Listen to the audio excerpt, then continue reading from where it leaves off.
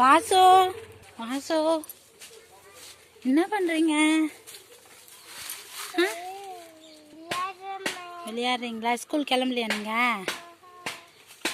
எப்போ ஸ்கூல் கிளம்புறது? என்ன பார்த்து பேசுங்க.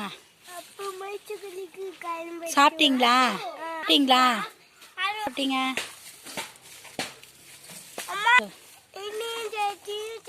இட்லியும் சட்னி சாப்பிட்டீங்களா?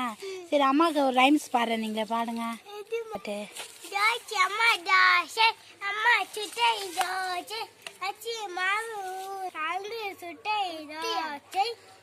நாலு, அப்பாவுக்கு 4, அம்மாவுக்கு 2, அம்மாவுக்கு 3, எனக்கு 2, பாப்பாவுக்கு 1. அப்புறம்